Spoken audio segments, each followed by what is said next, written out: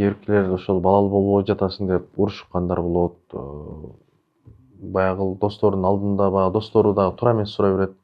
Балалуу качан болосуңар, качан пландап жатасыңар деген. Андай нерсени эч качан сурабаш керек.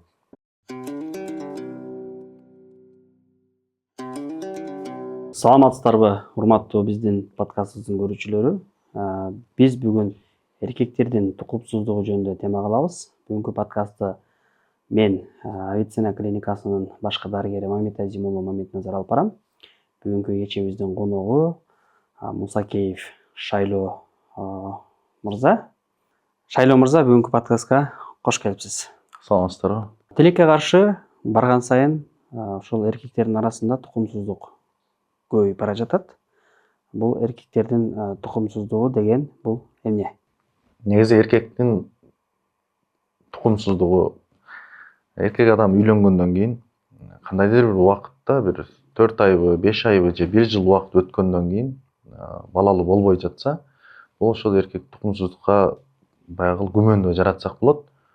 Андан кийин ошол күмөндүн негизинде ошол урологко барып кайрылгандан кийин анан кийин себептери айтыла баштайт. Эркектин тукумсуздугунун негизги себептери кайсылар?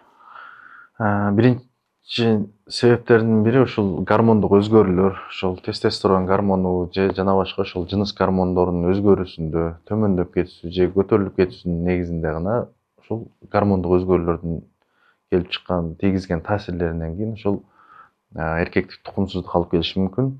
Андан кийин ошол физикалык таасирлер болуп калат. Бул ошол уруктук чыгышуу, каналдардын тосулуп калышы. Ошол тосулуп калгандан кийин ошол уруктук чыкпай дагы балалуу болушуна мүмкүнчүлүгүн азайтат. Андан кийинки ошол инфекциянын тийгизген таасири, жыныстык жол менен жуккан инфекциялар дагы ошол дарыланбай жүрсө дагы жыл өткөн сайын ошол уруктук чыгыч каналдарды дагы тосуп калышы мүмкүн же бир терс таасирин тийгизип коюшу мүмкүн. Андан кийинкиси ошол уруктуктун ошол сперманын сапатынын начарлашы. Сперма ошол уруктук биз негизи келгенден кийин уруктукка тапшырып кел деп жөнөтөбүз да. Тапшырып келгенден кийин ошол уруктуктун структурасы, морфологиясы, индекс фаресы деп коет, ошол түзүлүшү, кыймыл аракети, анын дене түзүмү кандай, функцияда эмеспи, ошолордун изилдөөдөн кийин гана ошол уруктук өзгөрүүлөр дагы айтсак болот. Андан кийин ошол экологиялык таасирлер деп коет. Биздин азыр жаштар баягы химиялык заводдордо же заправкаларда, бензин куюучу заправкаларда иштеп жатат. Же химикаты бар жанагы кендерде иштеп атышат. Ошол биздин экологияга тийгизген таасирлери дагы ошол тукумсуздук алып келиши мүмкүн. Кандай учурда ушул тукумсуздукка байланыштуу дарыгерге кайрылышы керек? Эгер жубайлар белгилүү бир убакытка чейин үзгүлтүксүз жашаса, ошол үзгүлтүксүз жашоодо эч кандай жыныстык коргонуу жок, жыныстык катнаш болуп турган болсо, ошол учурларда эч качан аялынын боюнда болбосо, балалуу боло албай жатса, ошол учурларда кайрылса болот. Бул учурда кайрылууда дагы бир себептер болуш керек. Мунун дагы бир 3 себеби бар. Тестостерон деңгээлинин гормондун түшүшү, ошол эркек киши жыныстык каалоосу жоголуп кетиши. Эгер ошол жоголуп кеткен учурларда дагы дароо ошол урологко кайрылыш керек. Экинчиси ошол белдин же ошол жыныс органдарынын оорусу, жыныстык катнаш учурунда же эрекция учурунда ошол жыныстык мүчөлөрдүн ооруксунуусу болсо дагы дароо кайрылыш керек. Андан кийин үчүнчүсү ошол уруктук чыгаруудагы көйгөйлөр жаралса же уруктук чыкпай ошол жыныстык катнаш учурунда бүтүрө албай жаткан болсо, ошол учурларда дагы кайрылса болот. Бул ошол тукумсуздукту аныктоо үчүн кандай изилдөөлөр жүргүзүш керек, кандай анализдерди тапшырыш керек? Тукумсуздукту аныктоодо төмөнкү анализдер негизи өтүш керек. Анализдерден бул ошол спермограмма деп коет, уруктукту тапшырыш керек. Ал спермограммада уруктуктун түзүлүшүн, морфологиясын аныкташыбыз керек. Анда дагы кошумча ошо индекс фаресы деп коет, жана кыймыл аракеттерин дагы негизи көрүшүбүз керек. Андан кийин ошол гормондорго тапшырыш керек. Гормондордо ФСГ, ЛГ, тестостерон, пролактин деген ошол сыяктуу жыныс гормондорун дагы тапшырыш керек. Андан кийин ошол УЗИден өтүш керек. Бул ошол урук бездерин көрүш керек. Андан кийин ошол уруктук чыгуучу каналдарды дагы УЗИ аркылуу жанагы өтүмдүүлүгүн, проходимостун текшеришибиз керек. Андан кийин ошол генетикалык өзгөрүүлөр деп коет, ошол уруктуктун ошо хромосомасынын бузулушун дагы аныкташыбыз керек негизи.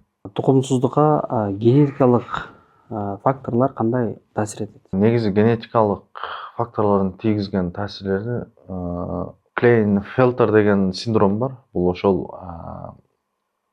XY хромосомасы ошол негизи 46 саны 46 болуп кетет. Бул учурда кантип байкайбыз?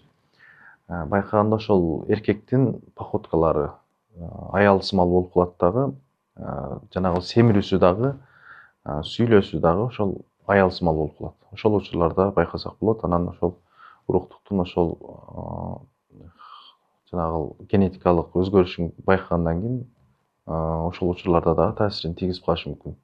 Y хромосомасынын микроделециясы ошол уруктуктун өндүрүшүнө дагы терс таасирин тийгизет бул дагы. Генетикалык оорулар ошол тукумсуздукка алып келип дагы кийинки урпагына дагы өтүшү мүмкүн бул. Тукумсуздуктун дарылоонун кандай ыкмалары бар? Негизи дарылоо себептерине жараша жүргүзүлөт. Гормондук өзгөрүүлөргө болгондо гормондук леченияларды алышыбыз керек. Андан кийин ошол физиотерапия деп коет, ошол кан айланууну тазалоо областта ошо кан айланууну жакшыртышыбыз керек.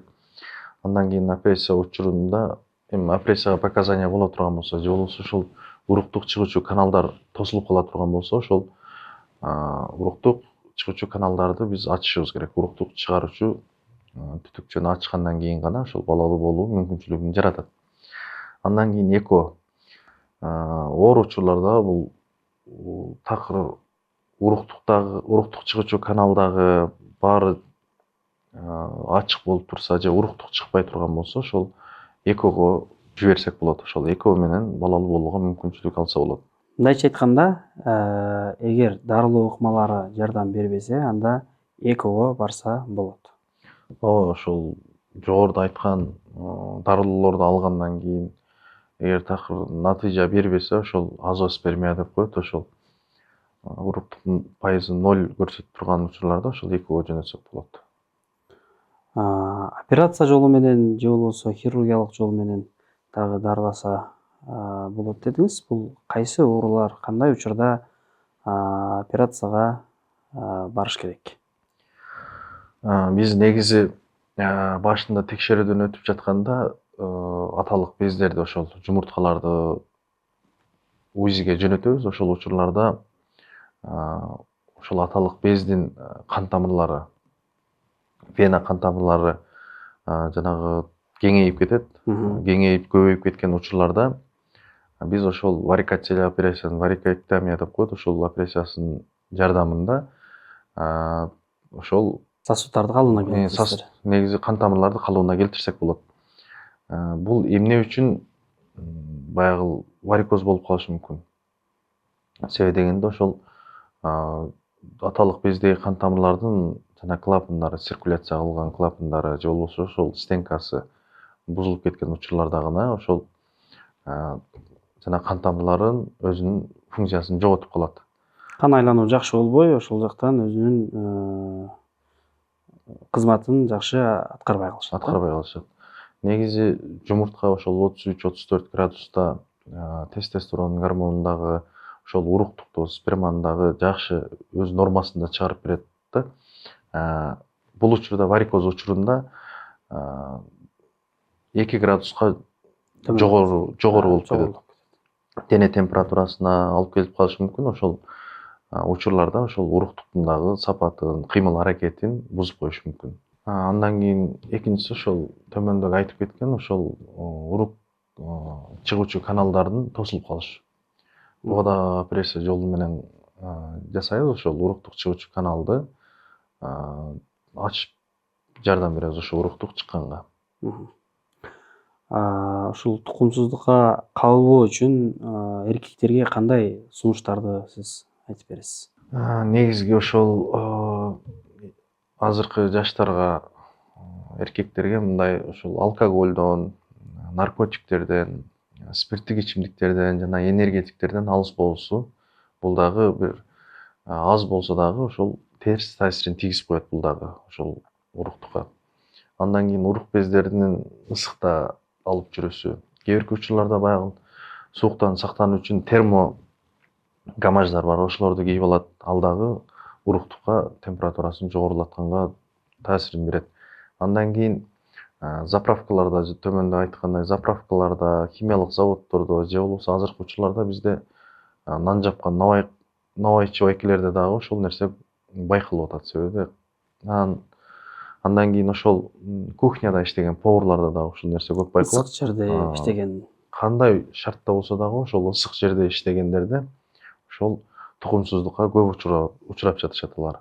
Андан кийин ошол негизи спорт менен алектенип туруш керек. Бул дагы ошол таза областка көнүгүүлөрдү жасап, кан айлануусун жакшыртып, бүткүл эле денеге ошол нагрузка берип туруш керек негизи. Андан кийин ошол туура тамактаныш керек. Туура тамактанганда жогоруда айткан алкоголдорду, жанагындай химикат кошулган азыктарды, жанагындай фастфудтарды дагы негизи азайтыш керек. Ошолордун дагы бир аз болсо дагы терс таасирлери бар. Андан кийин азыр биздин коомдо кеңири жаралган ошол жыныстык жол менен жуккан инфекциялар. Ошол инфекциялар жугуп калгандан кийин ошону урологко баруудан уялып же коркуп, үй шартында деле өздөрү дары сайып алган учурлар болуп калат. Андан кийин бир аз басылып калат дагы, баягы симптомдор негизи билинбей калышы мүмкүн. Билинбей калат дагы, ал дагы кийин терс таасирин тийгизип коюшу мүмкүн. Эгер инфекция жугузуп алдыңарбы, эч качан жашырбаш керек, уялбаш керек. Өз алдынча дарыланбай, сөзсүз түрдө дарыгерге барып, алдынан өтүш керек. Негизи эле ушул жашоо образы, туура тамактануу, спорт менен алек болуу, же болбосо жанагы ичимдик ичүү, чылым чегүү, насвай чегүү, наркотикалык заттарды колдонуу бул көпчүлүгүнүн оюна келбейт чындыгындачы. Бул тукумсуздук алып келет депчи. Негизи эле ушундай туура эмес көрүнүштөрдү жасоо бул бардык эле оорууну чакыруусу толук мүмкүн. Ошону баягы биз көрүүчүлөрүбүзгө дагы жеткизе кетели. Айрыкча азыр жаштардын арасында ошол насвай чеккен, тамеки чеккен, энергетикалык суусундуктарды ичкен, ошондой эле ичимдиктерди ичкен жаштарыбыз көп деп айтсак жаңылышпайбыз да. Жубайлар тукумсуздук маселесин чечүү үчүн эмне кылуусу керек? Негизи балалуу болбой жаткандан кийин экөө тең текшерүүгө барыш керек. Аял ошол гинекологко барыш керек, ошол эркек ошол урологко же андрологко барыш керек. Андан кийин ошол экөө тең бирге ошол дарыгер көрсөткөн сунуштарды аткаруу керек. Ошол жазып берген дарылоорун дагы толук түрдө алыш керек. Андан кийин психологиялык колдоо керек негизи. Азыркы учурларда ажырашуунун дагы себептери ушул балалуу болбой жатканда дагы, ушул учурларда дагы психологиялык колдоолорго муктаж негизи жубайлар. Кээ биркилер ошол балалуу болбой жатасың деп урушкандар болот.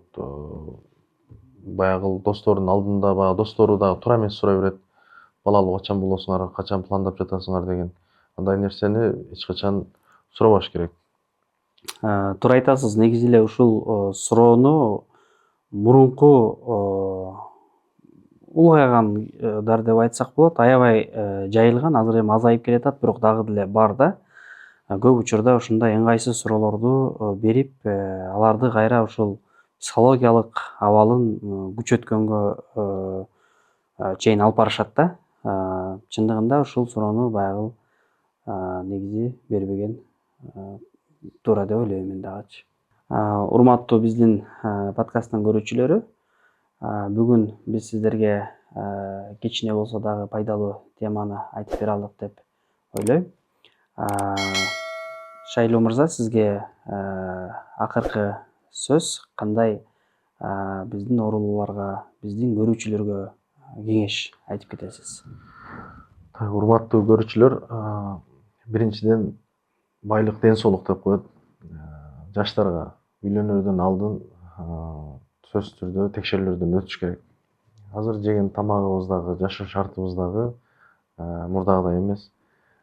Химикаттары бар, үйдө телефон чукулап отуруп албайбыз, Кыймыл жок. кыймыл аракетибиз жок. Андан кийин ошол өзүбүз жасап жаткан жумушубуздун дагы терс таасирлери бар. Ошолорду дагы алдын алып, биринчи текшерүүдөн өтүп туруп, андан кийин үй бүлөнү пландаса жакшы. Аял дагы, эркек дагы ошол нерсеге кадам жасаганы негизи жакшы. Бизден өнүккөн өлкөлөрдө дагы ошол нерсени закон катары киргизген. Ошол үйлөнөрдөн алдын ошол медициналык текшерүүлөрдөн өтүш керек. Өткөндө дагы ошол баягы ажырашуунун алдын алуусун жасасак болот. Эгер тукумсуздукка себептери байкала турган болсо, аны дарылоодон кийин гана ошол үйлөнсө негизи жакшы болот. Биз негизи жана чекап деген, чекап менен бул алдын ала изилдөө деген нерсе. Ошого дагы биз атайын үйлөнөрдүн алдында, үйлөнгөндөн кийин жана пландоонун алдында өтө тургандагы атайын анализдерди баарын киргизгенбиз да. Ошонун арасында урологдун консультациясы, гинекологдугу бар. Ошондой эле жанагы керектүү анализдердин баардыгы ошол жака кошулган. Бирок өткөндөрү бар. Өткөндөрдүн саны бирок аз да. Ага мындай көпчүлүк мындай көңүл кош мамиле кылышат. Эч ким алдын ала текшерүү дегенди мындай билишпейт деп айтсак болот да. Туура айтасыз. Анын кошумча дагы азыр жыныстык катнаш дагы жашарып баратат. Баягы никесиз же үйлөнбөй туруп деле ошол жанагы денесин саткан кыздарга барып, же болбосо жанагы боди массаж деп популярный болуп кетти, ошого барып түрдүү жыныстык жол менен жуккан инфекцияларды жуктуруп келип атат. Негизи ошол нерсени да алдын алыш керек. Азыр мамлекетибиз дагы ошолорго запрет коюп, бөгөттөп жолун бууду. Ошодон кийин дагы азайып калды деген ойдомун. Шайлоо мырза, сизге чоң рахмат. Дагы да болсо келип биздин подкастта элибизге керектүү, көрүүчүлөрүбүзгө керектүү маалыматтарды менен бөлүшүп туруңуз. Сиз дагы ден соолукта болуңуз. Биринчи байлык бул ден соолук.